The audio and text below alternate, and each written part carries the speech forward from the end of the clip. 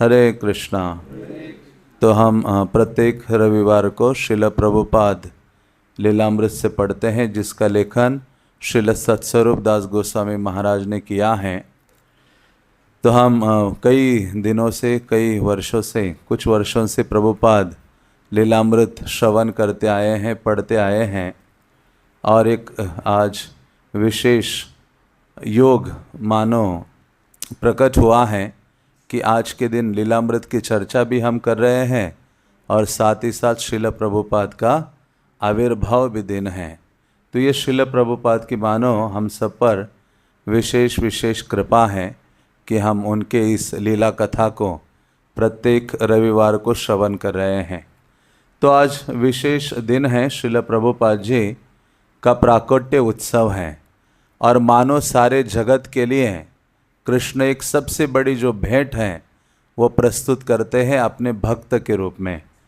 तो वास्तव में चैतन्य महाप्रभु ने हरिनाम सारे जगत को प्रदान किया, लेकिन महाप्रभु का बड़ा जो गिफ्ट है वो उनके भक्तगण हैं।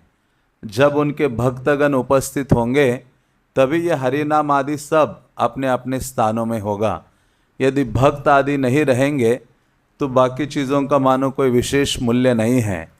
तो भगवान कृष्ण इस जगत में प्रकट होते हैं जन्माष्टमी में, जैसे कल हमने बड़ा उत्सव मनाया, और आज के दिन, अगले दिन ही भगवान अपने एक विशेष भक्त को सारे जगत के कल्याण के लिए प्रस्तुत करते हैं, भेज देते हैं। श्रील प्रभुपाद को एक बार उनके एक शिष्य ने पूछा था कि प्रभुपाद जी आप क्यों आए हो। एक बार प्रभुपाद जी अपने भक्तों के साथ बैठे थे और उस समय उनके एक जो शिष्य थे स्वरूप दामोदर महाराज, जो प्रभुपाद के एक साइंटिस्ट, वैज्ञानिक शिष्य थे, और प्रभुपाद को बहुत गर्व होता था उन पर, क्योंकि प्रभुपाद जैसे वो आए और बैठे थे तो उनको कहा आप नज़दीक आ जाओ, यहाँ बैठो। तो वो बैठे तो फिर भक्तों ने पूछा प्रभुपाद जी आपका प्रकट होने का क्यों आप इस जगत में मानो प्रकट हुए हो, क्यों आप आए हो। तो प्रभुपाद ने कहा मैं इस जगत में आया हूँ दो कार्य करने के लिए। तो जैसे प्रभुपाद ने कहा आप दो कार्य करने के लिए आए हो तो भक्तों की जो आंखें हैं बड़ी हो जाती हैं। भक्त सोचने लगते कि क्या वो दो महत्वपूर्ण कार्य हैं जिनको करने के लिए श्रील प्रभुपाद जी इस जगत में आए हैं। तो प्रभुपाद जी के प्रति भक्तों का बहुत अधिक विशेष लगाव और आसक्ति या प्रेम था। तो प्रभुपाद ने कहा मैं आया हूँ दो कार्य करने के लिए। एक कार्य करने के लिए आया हूँ, कृष्ण को परम भगवान के रूप में स्थापित करने के लिए आया हूँ। तो भक्त जोर से हरि बोल का उच्चारण करते हैं।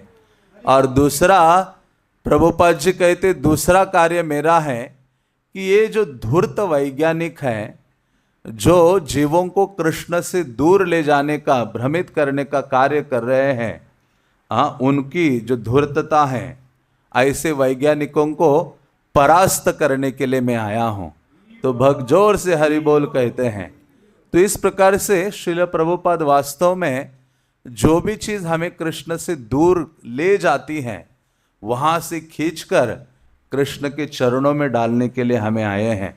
और वास्तव में यही बात चैतन्य महाप्रभु ने कही थी चैतन्य मंगल में। और वास्तव में प्रभुपाद ही एक ऐसे प्रथम और सर्वोपरि न भूतो न भविष्यति ऐसे आचार्य हैं जिन्होंने संप्रदाय की शिक्षाओं को समंदर के पार या पाश्चात्य जगत पूरे विश्व भर ले गए। केवल ले ही नहीं गए, उसका आचरण करके दिखाया और उनके भक्तों के चरित्र में उस आचरण को भी प्रस्तुत करवाया। तो इस प्रकार से प्रभुपाद जी कोई साधारण आचार्य नहीं है, विशेष आचार्य हैं। मानो जैसे ब्रह्मा के एक दिन में कृष्ण एक बार आते हैं। मैं ये सोच रहा था, कृष्ण एक बार आते हैं ब्रह्मा के एक दिन में, और जब कृष्ण अवतरित होते हैं तो जिस समय कृष्ण आते हैं उसके तुरंत बाद चैतन्य महाप्रभु आते हैं। तो मानो ये रूटीन ही होगा, जब चैतन्य महाप्रभु आएंगे उसके बाद कौन आएंगे, प्रभुपाद जी आएंगे। सारे जगत के जीवों तक ये कृष्ण नाम प्रदान करने के लिए। तो प्रभुपाद को साधारण आचार्य नहीं जानना चाहिए, हमें विशेष विशेष उनका स्थान है और विशेष शक्ति संपन्न आचार्य हैं। जो कार्य किसी और ने नहीं किया वो प्रभुपाद ने किया है।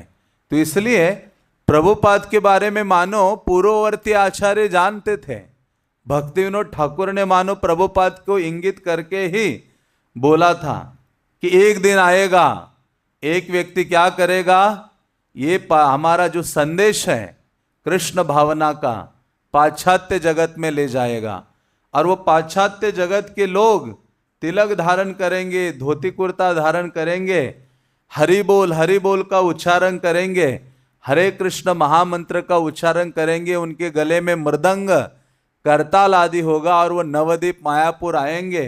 तो भक्ति विनोद ठाकुर ने देशों के नाम भी लिखे थे, अमेरिका, फ्रांस, जर्मनी, जापान, ऐसे 5-6 देशों के नाम प्रभुपाद के मानो प्रकट होने से पहले भक्ति विनोद ठाकुर ने लिखा था। और वो उन देशों के लोग आएंगे और कीर्तन करते हुए ये जो भारतीय वैष्णवगण है, बंगाली आदि वैष्णव, उनके आलिंगन करते हुए कृष्ण नाम का कीर्तन करेंगे।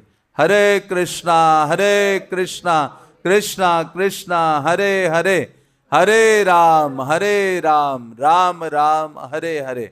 तो इस प्रकार से मानो भक्ति विनोद ठाकुर ने पहले से ही श्रील प्रभुपाद के लिए वो संकेत किया था। और आप सब जानते हैं कि भक्ति विनोद ठाकुर ने चैतन्य महाप्रभु और उनकी थोड़ी सी शिक्षाओं के बारे में, एक उनके जीवनी के बारे में छोटा सा जो ग्रंथ है वो लिखा था और उसको 1896 में अमेरिका भेजा था। जिस साल प्रभुपाद का जन्म हुआ था, 1 सितंबर प्रभुपाद का जन्म हुआ था 1896 में।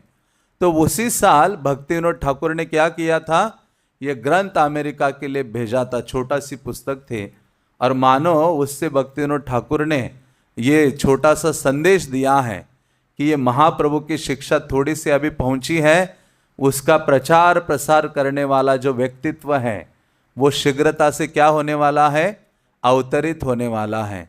तो ऐसे प्रभुपाद जी हैं जिनका आज प्राकट्य है और प्रभुपाद जी कोलकाता में जन्म ग्रहण करते हैं। और वो जिस उनके मदर का जो घर था, उनकी माता का नाम रजनी और पिता का नाम क्या था, गौर मोहन। कितना अच्छा नाम है, गौरांग महाप्रभु और ये मदन मोहन। जो इस प्रकार से इतने अद्भुत माता पिता उनको प्राप्त होते हैं। और उनका जो जन्म हुआ जिस रोड पर था, उस रोड का नाम क्या था, हरि सन रोड। मतलब हरि के ही सन है, हरि के ही क्या है, पुत्र यहाँ प्रकट होने वाले हैं। तो इस प्रकार से प्रभुपाद का प्राकट्य हो जाता है। और जब प्रभुपाद की कुंडली एक ज्योतिष ने देखी, जब जन्म हुआ बालक का, तो तुरंत उसने भविष्यवाणी की। क्या भविष्यवाणी की? उसने कहा कि ये जो बालक है ये साधारण नहीं है, ये भागवत के संदेश का महान प्रचारक बनेगा और आगे चलकर 108 मंदिरों की स्थापना करेगा। तो बल्कि किसी को नहीं लग रहा था कि ऐसा कुछ करेगा, लेकिन ये सब चीजें प्रभुपाद के पूरे उत्तरार्ध जो उनका जीवन था, वृद्धावस्था, उस समय करने वाले थे। तो इस प्रकार से पहले से ही आज के दिन मानो ये घोषणा की थी। और कितना अद्भुत नाम उनका था। प्रभुपाद का नाम क्या रखा था, अभय चरण। उनके गुरु ने जब दीक्षा दिया तो नाम परिवर्तन नहीं किया।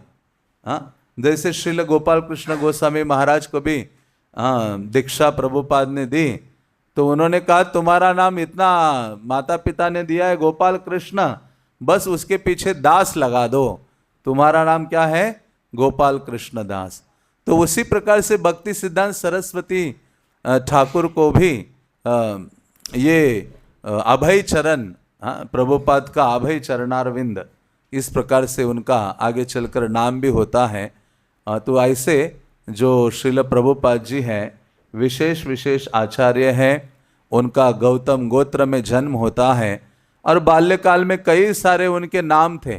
हाँ, कितने नाम थे? 5-6 नाम अलग अलग उनके दादी आदि ने रखे थे। एक तो नाम नंदू था, एक नंदूलाल था, एक मोती था, एक तो नाम कोचा था, एक कचौरी। उनकी दादी ने कहा ये बच्चा कचौरी बहुत खाता है, इसका नाम क्या रखते हैं? कचौरी मुखी रखते हैं। आज खाया आप सबने कचौरी? हाँ, तो प्रभुपाद की याद आनी चाहिए। प्रभुपाद का नाम कचौरी मुखी था। प्रभुपाद को कचौरी बहुत प्रिय थी। और प्रभुपाद का एक नाम भी था छोटे आयु में, वो था गोवर्धन। तो प्रभुपाद कहते बच्चे मुझे सारे गोबर गोबर कह के पुकारते थे। हाँ, तो इस प्रकार से श्रील प्रभुपाद जी हाँ कि बाल्यकाल में कई सारे नाम थे और बाल्यकाल से ही भगवान के प्रति जो उनका प्रेम और आकर्षण था वो बहुत अद्भुत था। श्रील प्रभुपाद जी जब 6 साल के हुए तब उनके पिता को कहा कि मुझे विग्रह चाहिए, मुझे राधा कृष्ण के विग्रह चाहिए जिनकी मुझे सेवा आराधना पूजा करनी है। अब सोचिए, इतना छोटा सा बच्चा थोड़ी मांगता है कि मुझे, हाँ वो तो कुछ अन्य, आज के बच्चे तो जन्म लेते ही माँ के गर्भ से बाहर आते ही पहले कहते मोबाइल कहाँ है। हाँ, प्रभुपाद जी हाँ बाल्यकाल से ही हाँ विग्रह की आराधना, जैसे परीक्षित महाराज के बारे में आता है। बाल्यकाल में परीक्षित महाराज जैसे छोटे थे तो विग्रह की सेवा करते थे, छोटे छोटे विग्रहों के साथ, भगवान के विग्रहों के साथ खेला करते थे। तो उसी प्रकार से प्रभुपाद ने कहा कि मैं बहुत छोटा था, मैं और मेरी जो बहन है भवतारिणी, हम एकत्र राधा कृष्ण छोटे थे उनकी सेवा करते थे जब हमारी आयु 6 साल की थी। तो इस प्रकार से श्रील प्रभुपाद जी बाल्यकाल से ही भगवान के प्रति बहुत प्रगाढ़ आसक्ति थी। और ये लक्षण है नित्य सिद्ध भक्त का। नित्य सिद्ध भक्त मतलब हमारे जैसा बद्ध जीव नहीं। हम जन्म लेते हैं कर्म बंधन के कारण, हाँ, लेकिन ऐसे नित्य सिद्ध जीव भगवान के धाम से आते हैं ना, उनको कर्म बंधन जन्म बंधन आदि उसमें नहीं होते। वो जिस प्रकार से भगवान का जन्म कर्म च में दिव्यम है, भगवान कहते मेरा जन्म कर्म जिस प्रकार से दिव्य है, उसी प्रकार से ऐसे महान जो वैष्णव होते हैं उनका जन्म कर्म भी क्या होता है? दिव्य होता है। और भगवान के जन्म कर्म को जानने से भगवत प्राप्ति होती है। उसी प्रकार से महान वैष्णवों के जन्म कर्म को जानने से भगवान के प्रति प्रगाढ़ आसक्ति हमारे हृदय में जागृत हो जाती है। तो इसलिए ऐसे जो श्रील प्रभुपाद जी हैं वो साधारण आचार्य नहीं है। एक बार श्रील प्रभुपाद को ऐसे ही पूछा तो प्रभुपाद ने कहा, कृष्ण ने मुझे कहा कि जाओ अभी टाइम आ गया है, जाओ और कुछ ग्रंथों का लेखन करो और जगत के जीवों का उद्धार करो। तो प्रभुपाद अपने एक शिष्य को कहते हैं, कृष्ण ने मुझे यह आज्ञा दी थी और मैं ये जगत में इसी कारण से आ गया हूं। तो ऐसे जो आचार्य गण हैं उनको हमें बद्ध जीव की दृष्टि से नहीं देखना चाहिए। जिस प्रकार से भगवान की स्थिति है उसी के ही अनुरूप उनकी दिव्य स्थिति होती है। और उसी दृष्टिकोण से ऐसे जो महान भक्तगण हैं, आचार्य गण हैं, उनको हमें देखना चाहिए। क्योंकि ऐसे आचार्यगण भगवान के आदेश से इस जगत में प्रकट होते हैं और इस जगत से जाते भी हैं कैसे? भगवान के आदेश से। हाँ, भगवान के आदेश से ही वो अप्रकट भी होते हैं, अप्रकट भी होते हैं, भगवान की आज्ञा से, भगवान के आदेश से। तो इस प्रकार से प्रभुपाद बाल्यकाल से ही महान वैष्णव का जो भाव है वो प्रकट कर रहे थे और उनके पिता ने भी वैसे संस्कार उनको प्रदान किए। अपने घर में कई सारे साधुओं को आमंत्रित करते थे और जब एक बार प्रभुपाद ने कहा इतने सारे अलग अलग साधु आ रहे हैं, ये सब कोई गांजा पी रहा है, कोई कुछ कर रहा है, क्या हो रहा है? हाँ, तो भक्ति उनके पिताजी तो कहा करते थे, मैं तो नहीं जानता, सबको सारे साधु ही हैं, मैं उनकी सेवा करता हूँ और ताकि उनका जो आशीर्वाद है हाँ आप पर या मेरे पुत्र पर हो, जिसके द्वारा ये राधा रानी का भक्त बने। प्रभुपाद कहते थे मेरे पिताजी मुझे कैसे देखना चाहते थे कि मैं करताल और मृदंग बजाने में दक्ष हूं, कीर्तन करता हूं और भागवतम पर प्रवचन दे रहा हूं, ऐसा मेरे पिताजी मुझे देखना चाहते थे। लेकिन मेरी माताजी बिल्कुल अलग थी। वो कैसे देखना चाहती थी? लंदन में जाके बैरिस्टर बने। तो प्रभुपाद कहते हैं मुझे भक्ति मिली है मेरे पिता के द्वारा ही। तो इस प्रकार से एक तात्पर्य में प्रभुपाद ने लिखा है कि मैं और मेरे गुरु महाराज भक्ति सिद्धांत सरस्वती, हम दोनों का परम सौभाग्य रहा है कि हम दोनों को बाल्यकाल से ही भगवान का सेवा या भजन करने का अवसर प्राप्त हुआ है।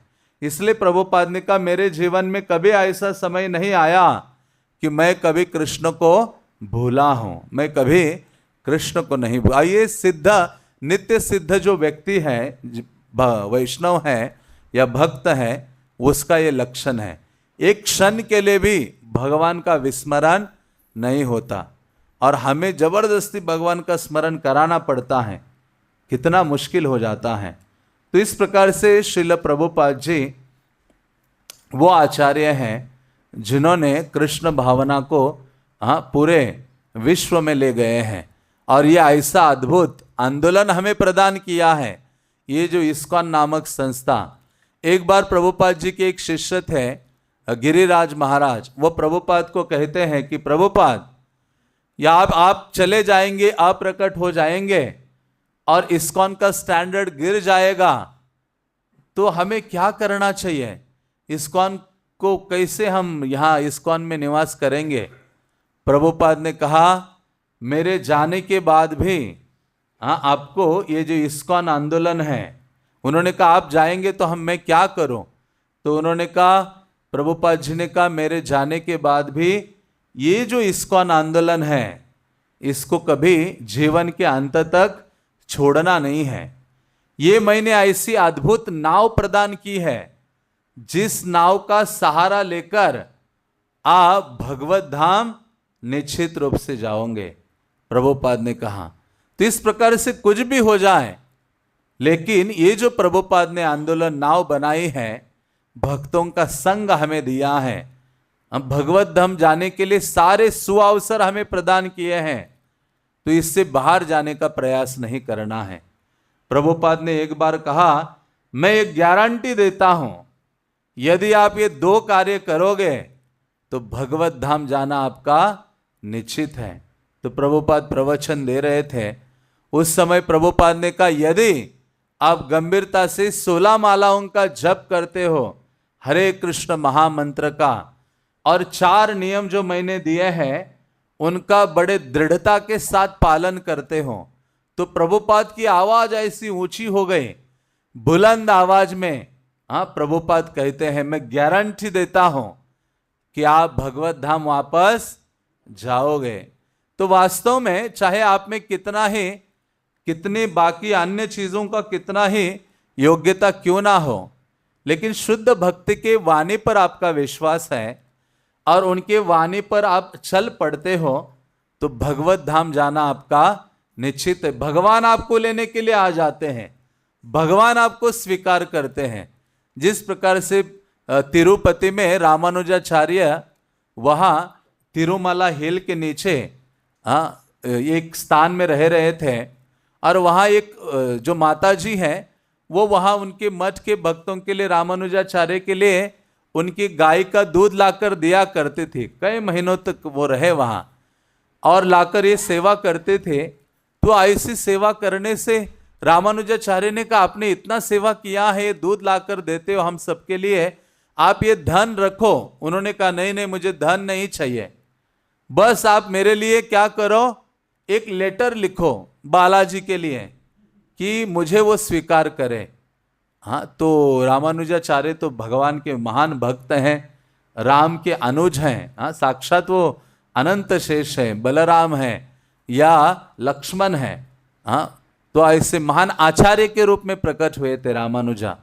भगवान ने जब देखा कि कौन पावरफुल, मुझे एक भक्त को भेजना है प्रचार के लिए, देखा कोई योग्य नहीं है, तो अनंत शेष वहां थे, उनकी ओर देखा भगवान विष्णु ने कहा अरे आपको जाना पड़ेगा। तो अनंत शेष तो इतने पावरफुल है, भगवान ने फिर अपनी सारी षड ऐश्वर्य उनमें डाल दिए और भेज दिया ये जगत में रामानुजाचार्य के रूप में।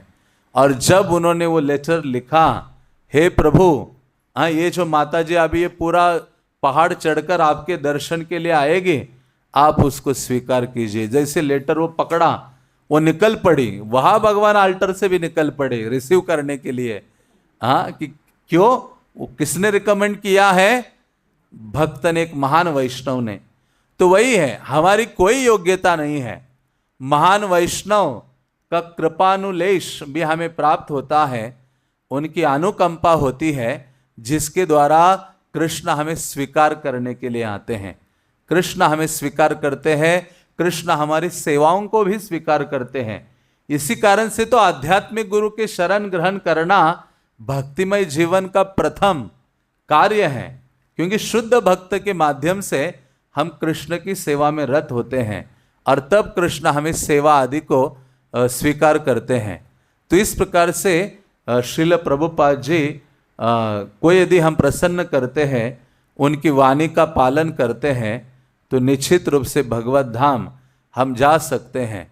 और ऐसे ही श्रील प्रभुपाद जी एक बार प्रवचन दे रहे थे, प्रभुपाद ने कहा 100% शरणागत होना होगा, तब आप भगवान के धाम जा सकते हो।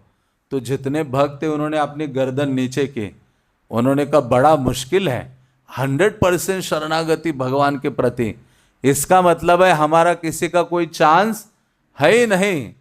हाँ, तो प्रभुपाद जी अपने प्रवचन दे के व्यास आसन से उठे और उठकर प्रभुपाद ने एक सीढ़ी से एक कदम नीचे डाला। प्रभुपाद ने जैसे वो कदम नीचे डाला, प्रभुपाद ने कहा 90% शरणागति होगी तो भगवत धाम जा सकते हैं। भक्तों ने कहा वो भी बड़ा मुश्किल है, हाँ बहुत नीचे ही था उनका सर। तो प्रभुपाद की ऐसी चद्दर लटकी हुई थी और प्रभुपाद और एक सीढ़ी नीचे, क्योंकि बड़ा देखा आपने प्रभुपाद के व्यास आसन ऊंचे, ऐसे 2-3 फीट ऊंचे रखते थे भक्त लोग, बड़े सुंदर व्यासासन बनाते थे। ये उनका सेवा भाव था। यश प्रसादात भगवत प्रसादो, या साक्षात हरित्वेन समस्त शास्त्रेर, भगवान के समान ही आदर सम्मान प्रभुपाद को देते थे उनके भक्त। तो ऐसे प्रभुपाद जब उतरे, एक सीढ़ी और एक कदम और नीचे डाला, प्रभुपाद ने कहा 80%।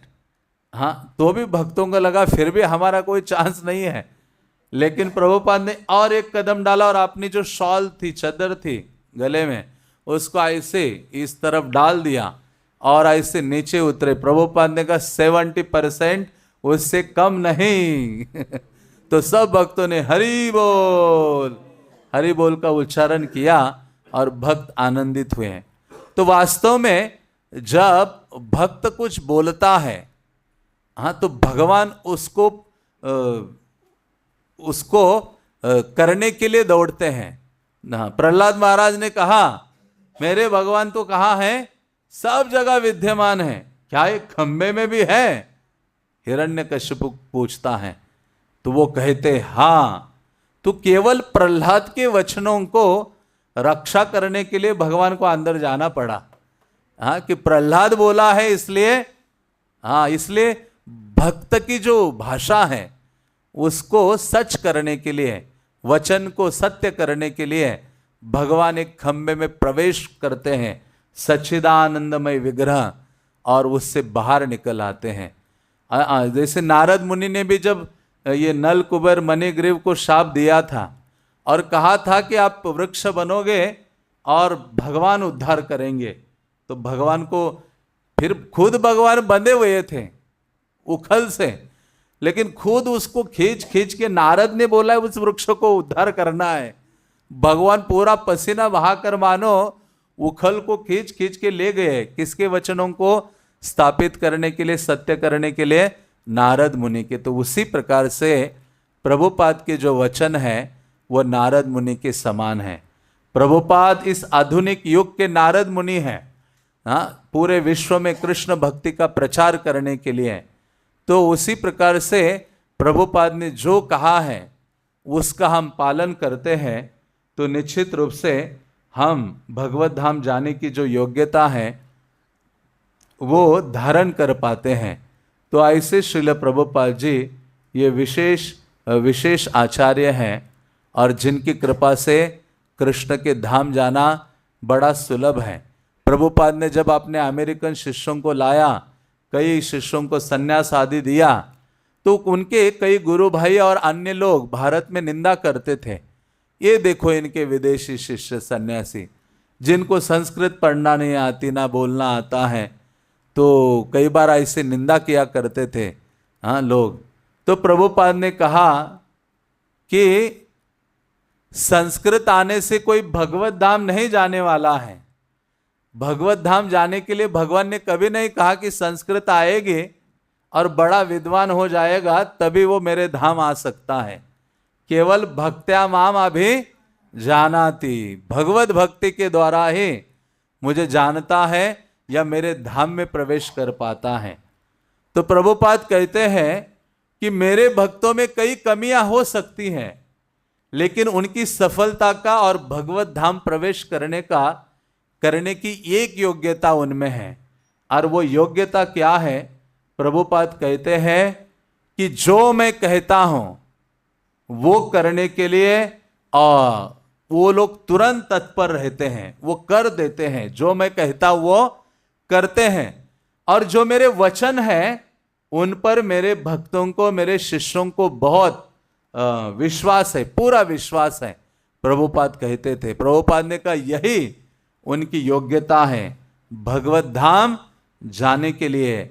हाँ, क्योंकि आध्यात्मिक गुरु के आदेशों का पालन करने के लिए वचनों में जिसका दृढ़ विश्वास है वही योग्यता धारण करता है भगवान के धाम जाने के लिए। तो इस प्रकार से जो भी हो, लेकिन यदि हम प्रभुपाद जैसे महानतम आचार्य के संपर्क में आए हैं और प्रभुपाद ने हमारा जो जीवन है एक पूरा गंदे नाली के कीड़े के समान था, जो करोड़ों करोड़ों जन्म हमने इंद्रिय तृप्ति रूपी विषैले या गंदे कुएं में बिताया था, लेकिन श्रील प्रभुपाद ने हमें क्या किया?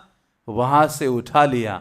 उनके भक्तों के माध्यम से, उनके ग्रंथों के माध्यम से, उनके मंदिरों के माध्यम से, उनके प्रसाद के माध्यम से, और हमें कृष्ण को जानने का ये सुअवसर प्रदान किया है। तो ये बहुत बड़ा हमारे ऊपर ऋण है।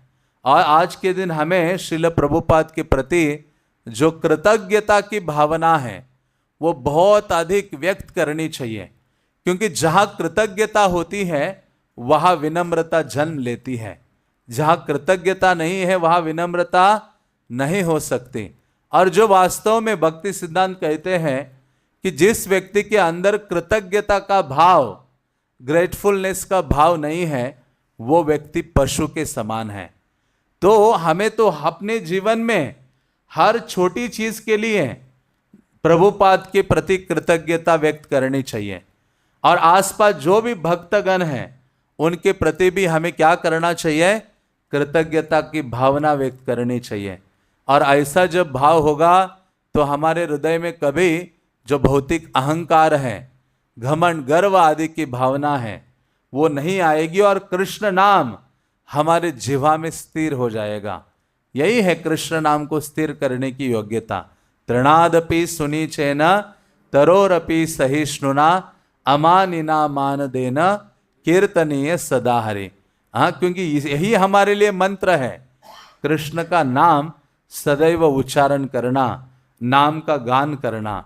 तो ऐसे श्रील प्रभुपाद जी को वास्तव में चैतन्य महाप्रभु ने भेजा है। चैतन्य महाप्रभु ने प्रभुपाद के बारे में भविष्यवाणी की थी। महाप्रभु ने तो कहा था, पृथ्वी ते आछे जत नगर आदि ग्राम सर्वत्र प्रचार होई बिम मोर नाम। पृथ्वी के नगर और ग्राम आदि में मेरे नामों का प्रचार होगा। हाँ, लेकिन कौन करेगा? तो वो प्रभुपाद जी थे। लोचनदास ठाकुर ने लगभग 400-450 साल पूर्व चैतन्य मंगल नामक महाप्रभु के चरित्र के ऊपर बंगाली काव्य रूपी ग्रंथ लिखा। पांचाली भाषा है, उसमें अपने गुरु नरहरि सरकार की आज्ञा से, और बहुत अद्भुत और गान युक्त वो ग्रंथ है, जिसमें वो लिखते हैं, चैतन्य महाप्रभु बोलते हैं, चैतन्य महाप्रभु ने कहा था, यदि पापी छाड़ी धर्म दूर देशे जाए, मोर सेनापति भक्त जाई बेतथाए। हाँ, पापी तापी दूर देशों में भी चले जाएं, लेकिन एक मेरा सेनापति भक्त इस जगत में प्रकट होने वाला है। और वो क्या करेगा? वो जो दूर दूर चले गए हैं कृष्ण से, उन सबको ले आएगा कृष्ण के चरणों में। और ये सेनापति है। महाप्रभु ने कहा वो भक्त क्या कहलाएगा? सेनापति भक्त। महाप्रभु ने और भी सेनापति बोला था। किसके लिए बोला था? रूप गोस्वामी और सनातन गोस्वामी के लिए। चैतन्य चरितामृत में महाप्रभु कहते हैं मेरे सेनापति हैं, और महाप्रभु प्रभुपाद के लिए कहते हैं ये मोर सेनापति भक्त जाई बे तथाए, मेरा सेनापति भक्त जाएगा वहां। और वो क्या होगा? उस सेनापति का अर्थ उसके हाथ में शस्त्र अस्त्र होने चाहिए। तो महाप्रभु कहते उसके हाथ में एक विशेष अस्त्र होगा, खड़ग होगा, तलवार होगी, बहुत पावरफुल तलवार होगी युद्ध के लिए। और वो तलवार क्या है? संकीर्तन खड़ग लैया हाथे। महाप्रभु कहते कौन सा खड़ग हाथ में लेगा? संकीर्तन का खड़ग, संकीर्तन की वो तलवार लेकर इस सेनापति जाएगा। और वो जाकर और उनके हृदय में जो ये भोग आदि करने की भावना है उसको काट देगा, महाप्रभु कहते हैं। और कृष्ण के चरणों में वो जीव शरणागत हो जाएंगे। तो इस प्रकार से श्रील प्रभुपाद जी वो विशेष विशेष आचार्य हैं। और वास्तव में प्रभुपाद ने इस संकीर्तन के माध्यम से ही क्या किया है? प्रचार किया है। हम तो सुन ही रहे हैं, हर संडे देख रहे हैं किस प्रकार से प्रभुपाद जी वहाँ उस गार्डन में जाके कीर्तन कर रहे हैं, भक्तों के संग अलग अलग जगह कीर्तन कर रहे हैं, अकेले कीर्तन कर रहे हैं। और इस कीर्तन के द्वारा ही जगत का कल्याण कर रहे हैं। और आज भी प्रभुपाद ही मानो प्रचार कर रहे हैं। ऐसे नहीं है कि प्रभुपाद को एक बार वो एक अमेरिकन रिपोर्टर ने कहा कि आप यदि मर जाओगे तो आपके आंदोलन का क्या होगा, ऐसे पूछा। प्रभुपाद ने कहा उस रिपोर्टर को, मैं कभी मरने वाला नहीं हूं, मैं हमेशा जीवित रहूंगा, अपनी शिक्षाओं के माध्यम से, अपने ग्रंथों के माध्यम से, और अपने भक्तों के हृदय में भी रहूंगा। तो इस प्रकार से प्रभुपाद सदैव प्रकट है। सिंसियर भक्त के लिए श्रील प्रभुपाद जी सदैव उसके निकट है। आज भी प्रभुपाद जी भक्तों को मार्गदर्शन करते हैं। उनके ही मार्गदर्शन में ये प्रचारक का जो आंदोलन है वो फैल रहा है। और असंख्य लोग आज भी प्रभुपाद के माध्यम से ही कृष्ण की शरण ग्रहण कर रहे हैं। तो ये कृतज्ञता का दिन है प्रभुपाद के प्रति। फिर से शरणागति को बढ़ाने का, उनके प्रति सेवा करने का ये दिन हमारे लिए विशेष है। आज के दिन प्रभुपाद का जो कंट्रीब्यूशन है, प्रभुपाद ने जो त्याग, समर्पण, सैक्रिफाइस किया है, उसका हमें विचार करना चाहिए और सोचना चाहिए कि मेरे लिए किया है प्रभुपाद ने। मुझे इसलिए कहते शिष्य कभी आचार्य या गुरु का जो उनके ऊपर उपकार है उसको चुका नहीं सकता, लेकिन जब तक उसका जीवन है तब तक उसे क्या करना चाहिए? उन आचार्य या गुरु की सेवा में सदैव लगे रहना चाहिए। हमारे आचार्यगण कहते हैं कि करोड़ों करोड़ों जन्म लेकर प्रभुपाद के चरणों में अर्पित कर भी दें तो भी जो प्रभुपाद का जो उपकार है, उससे हम, उनका जो ऋण है, उससे मुक्त नहीं हो सकते। तो इस प्रकार से ऐसे श्रील प्रभुपाद जी हैं। प्रभुपाद के बारे में जानना चाहिए और प्रतिदिन प्रभुपाद को प्रार्थना किए बिना नहीं रहना चाहिए। चाहे हम ग्रंथ पढ़ रहे हैं, चाहे हम कुछ सेवा कर रहे हैं, चाहे हम हरि नाम का रोज उच्चारण कर रहे हैं, तो आंतरिक हृदय से श्रील प्रभुपाद के चरणों को पकड़कर समर्पण की भावना से रोज कांदिया कांदिया हम गीत गाते हैं, रो रो कर आचार्य के चरणों में प्रार्थना करनी चाहिए। एकाकी आमार नाही पाय बल, हरि नाम संकीर्तने तुम्हें कृपा करी श्रद्धा बिंदु दिया देह कृष्ण नाम धने। हे प्रभुपाद, अकेले मुझ में ना जप करने के लिए शक्ति है, ना ग्रंथों का अध्ययन करने के लिए शक्ति है, ना आपकी सेवा करने के लिए मुझ में शक्ति है। एकाकी आमार ना ही पाए बल। हाँ, तो इसलिए क्या कि तुम्हें कृपा करी, आप कृपा कीजिए। तो इसलिए जब तक ऐसी भावना, ऐसी व्याकुलता नहीं होगी, तब तक कृपा हृदय में जागृत नहीं होगी। हाँ, इसलिए भक्तिमय जीवन में ऐसे महान आचार्यों की जो कृपा है वो परम आवश्यक है। उनका स्मरण परम आवश्यक है, उनके बारे में जानना परम आवश्यक है। केवल उनके बारे में सुनने से कृष्ण आनंदित हो जाते हैं, और जब कृष्ण आनंदित होते हैं, जो व्यक्ति सुनता है, कृष्ण उसके ऊपर अपनी सारी कृपा प्रदान करते हैं। कुंती महारानी वही बात कहती हैं। कुंती महारानी कहती कि हे प्रभु, वो व्यक्ति आपकी कृपा का भागी बनता है जो व्यक्ति केवल ये देखता है कि भगवान के बारे में बैठकर कई भक्त लोग सुन रहे हैं, और ये देखकर केवल वो व्यक्ति जो आनंदित हो जाता है, भक्त सुन रहे हैं, इस बात को देखकर आनंदित हो रहा है, तो ये आनंदित जो हो रहा है, भगवान उस पर कृपा करते हैं। तो इस प्रकार से विशेष है, सरल है। हाँ, तो ऐसे श्रील प्रभुपाद जी ने हमें ये विशेष आंदोलन प्रदान किया है, और उनकी जो कृपा है हमारे लिए परम आवश्यक है। तो ऐसे स्वयं चैतन्य महाप्रभु ने बल्कि 3 आचार्यों के बारे में कहा था। हाँ, वो प्रकट भी नहीं हुए थे आचार्य जिनके बारे में महाप्रभु बोल के गए। एक थे नरोत्तम दास ठाकुर, दूसरे थे श्रीनिवास आचार्य, और तीसरे कौन थे? श्रील प्रभुपाद के। हाँ, तो श्रील प्रभुपाद के बारे में बोला। तो ये इतना विशेष है, और हम सब का परम सौभाग्य है कि श्रील प्रभुपाद के इस आंदोलन के संपर्क में हम आए हैं। हाँ, तो हमें भी श्रील प्रभुपाद के इस आंदोलन का सेवा में जुटना चाहिए, और उनकी जो आज्ञा है उनका पालन करते हुए अपना ये जो मनुष्य जीवन है उसको धन्य करने का प्रयास करना चाहिए। और प्रभुपाद की शिक्षाओं का, प्रभुपाद के प्रति समर्पण जब बढ़ता है, जब हम प्रभुपाद के ग्रंथों को गंभीरता से अध्ययन करते हैं, और उनकी शिक्षाओं का जो मूल्य है कि कितनी वैल्यूबल है वो चीज़, जब तक आप नहीं जानेंगे तब तक उसका वितरण नहीं करेंगे। तो इसलिए ये बहुत मूल्यवान चीज़, वस्तु हमें श्रील प्रभुपाद ने दी है। रूप गोस्वामी को कहा जाता है श्री चैतन्य मनोभीष्टम स्थापितम जैन भूतले। रूप गोस्वामी तो चैतन्य महाप्रभु के मन की बात जानने वाले थे, और उनको रूप इसलिए भी कहा जाता है कि महाप्रभु की शिक्षाओं को जिन्होंने रूप दे दिया उनको क्या बोला जाता है? रूप गोस्वामी। हाँ, महाप्रभु की शिक्षाओं को वास्तव में जिसने रूप दिया वो रूप गोस्वामी है।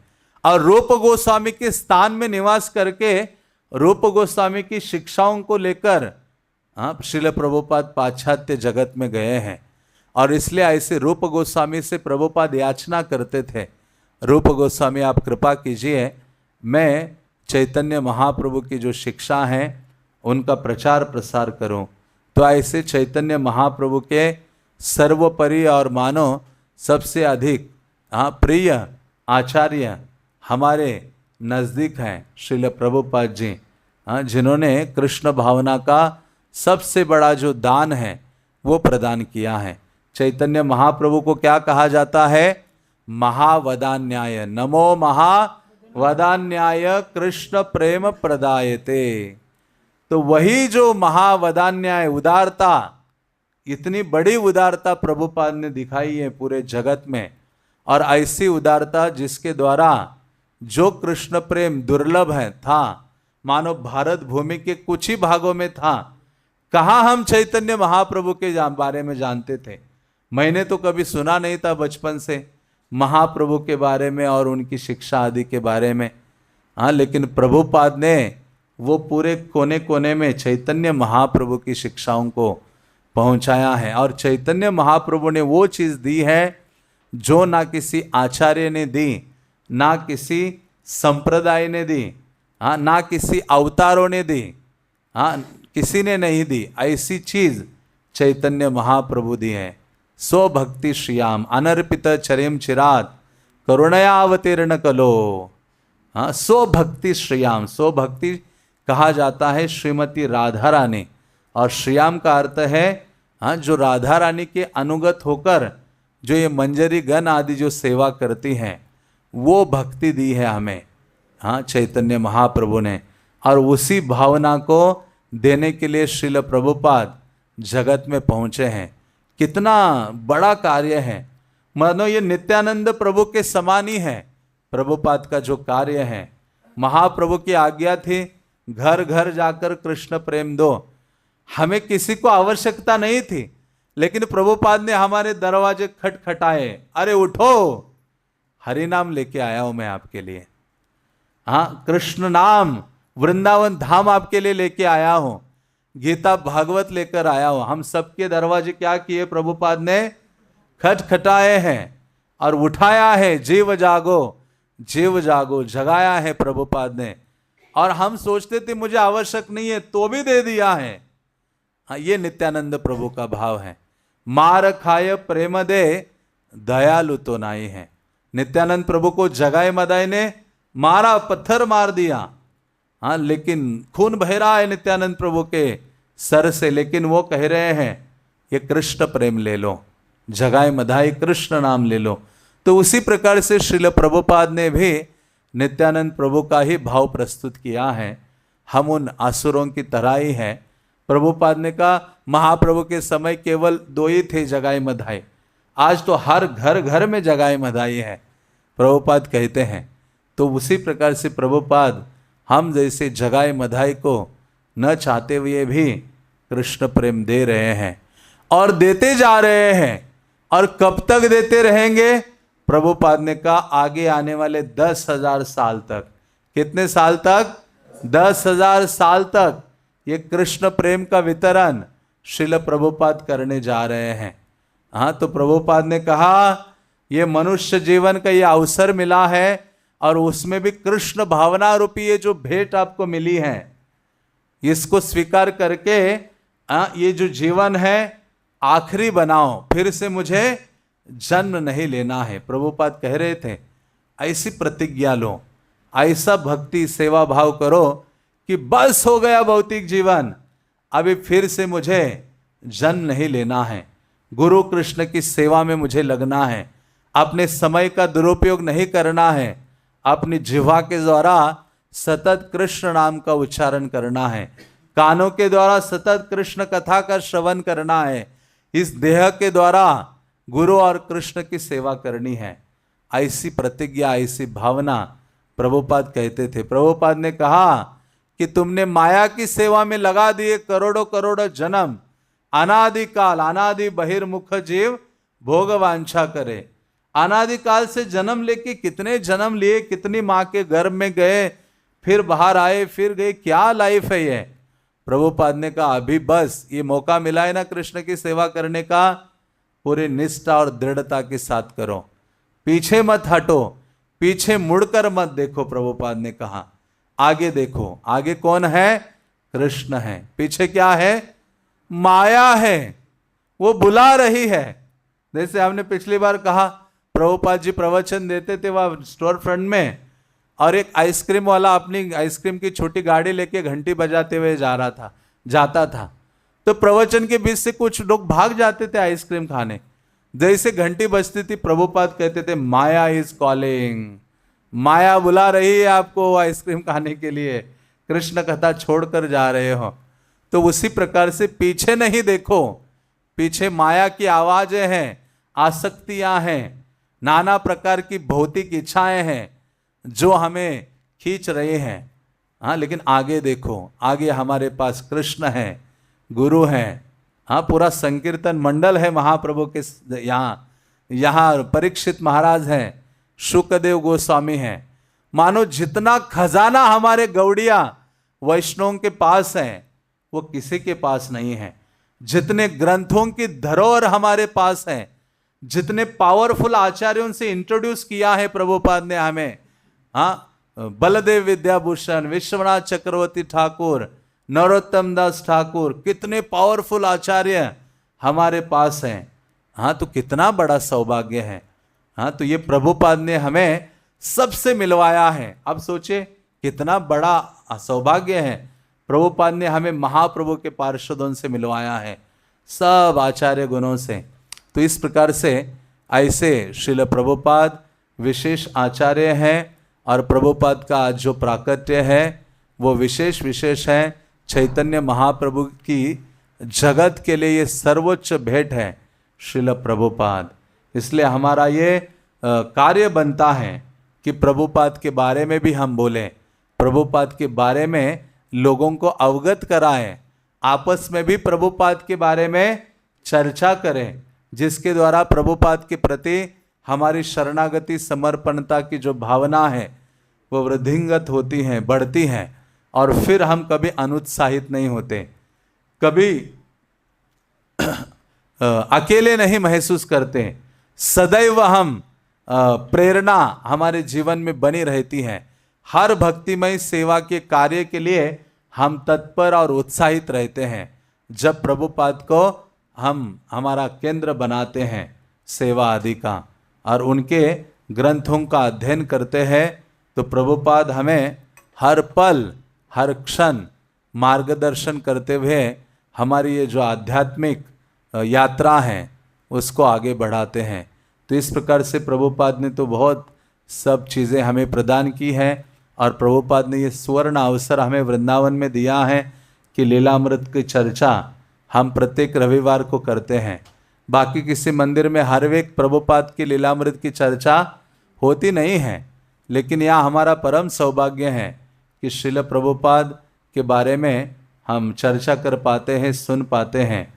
हाँ, तो इस प्रकार से अगले रविवार को हम फिर से मिलेंगे, और श्रील प्रभुपाद का ये जो लीलामृत है उसकी जो चर्चा है आगे बढ़ाएंगे। हरे कृष्णा कृष्णा कृष्णा हरे हरे, हरे राम राम राम हरे हरे। श्रील प्रभुपाद लीलामृत के, पतित पावन श्रील प्रभुपाद के, श्रील प्रभुपाद आविर्भाव तिथि महामहोत्सव के, समवेत गौर भक्त वृंद की, निताय गौर प्रेमानंदे।